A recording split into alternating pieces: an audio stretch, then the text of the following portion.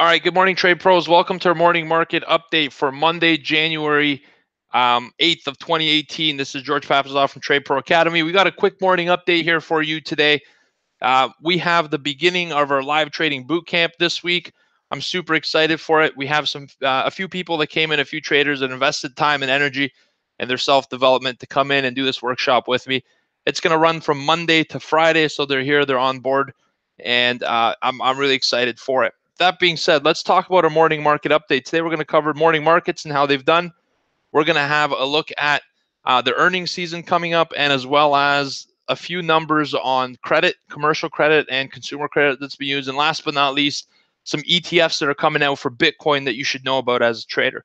All right, so first and foremost, in Asia, Japan's up 0.9%, so it's up 1 percentage point. Hong Kong markets are up 1/3 of a percentage point.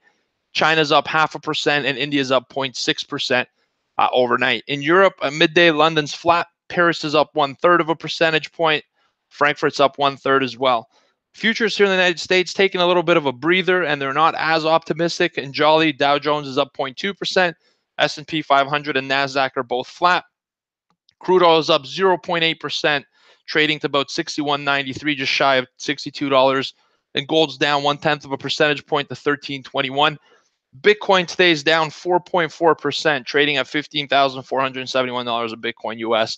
So Bitcoin's feeling a little bit of pressure. This weekend we presented some evidence suggesting that Bitcoin institutional traders are starting to build short positions while retail traders are actually accumulating longs. It's not surprising to see that. When professional money starts to come in, the sharks are in the water, as they say. So be cautious on that. Look out. We're going to talk about Bitcoin and how you could take advantage of trading it today in a moment. All right, this morning we have Fed's Rosengren speaking. At 12:30, we have the TD Ameritrade IMX. 12:40, we have Fed's Bostic speaking as well. And at 1:35 p.m., we have Fed's Williams speaking on economic outlook and monetary policy. So you don't have a great deal of economic news today. Last week was the Friday of non-farm payrolls. Today's going to be a slow day. If I had to pick one day every single month to take off, it would be the Monday after non-farm payrolls. So be cautious. There might be low volume, low volatility, and the moves might be a little bit muted. We could go range bound today. So prepare yourself for range bound activity in equities, despite the fact that we've been bullish. All right, so keep a lookout for that. Also, from a market seasonality perspective, this week tends to be very bearish in equities. Keep that in mind. So if you start to see rallies on low volume, they make great short opportunities for the week. All right, this week we are also kicking off earnings season for Q4 of 2017. That starts with JP Morgan and Wells Fargo Friday morning. They report before market open. So even before the opening bell, we're going to have some news out there from the earnings season, from the financials. Watch XLF. That's the financial ETF. That'll be impacted quite a great deal. And if you have any trades on XLF, be sure to be out of them by Thursday night, because you won't have an opportunity to get out until after the fact at that point. All right, and you don't want to hold through earnings. That's gambling. That's not trading for the most part, unless you have some profit and you take some profit and you make it a free trade. Then I'm all right with it. All right, before the holiday season even started in the United States, the total U.S. credit card debt stood at $808 billion on September 30th. That's massive before even holiday shopping started. All right, and that's about 280 billion more than the previous peak. So a lot of economists are starting to warn here. I mean, economic forecasts on long-term outlook are maintaining a weakness or slower than historical average growth at the very least. So economists are starting to get worried about this thing. A lot of consumers are starting to get saddled with a lot of debt. Look out. It's not really going to transpire to a tradable opportunity today or tomorrow, but this is something that's piling on the back of the camel. It's the straw that broke the camel's back. At some point, something will cause a bit of a sell-off. That's a little concerning when I saw that number. And the scary thing is, a total consumer credit card debt will exceed $1 trillion in the United States at some point in 2018, if it hasn't already. All right, so I want to bring that up to you. Today, let me just finish the broadcast off by talking about the most important update of the day.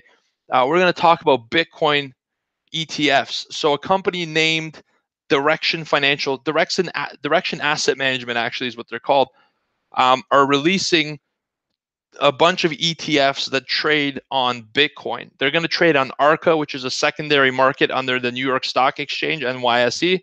And they're going to release a number of products to trade around Bitcoin. So now if you want to trade Bitcoin, you have two options really. You could go on one of the exchanges like Coinbase and buy it there, which is pretty effortless, but it's not an institutional market and there's not an open, transparent marketplace. A place like futures allows you to get in on that asset based on the actual paper asset. They don't actually have any physical coins unless you go on, not on the CME, the other market that just escaped my mind. There's two futures contracts. The CME is actually cash settled. The other one is backed and tied to Bitcoin, but you can't take physical delivery either.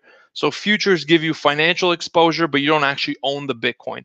Well, now this is becoming retail trader focused by releasing the ETF. So when the ETF comes out, the retail crowd will start to jump on board because they can finally do it from their brokerage account. From the safety and comfort of their brokerage account, they can start to buy Bitcoin without opening an account with an exchange, and that's going to drive some volume and volatility.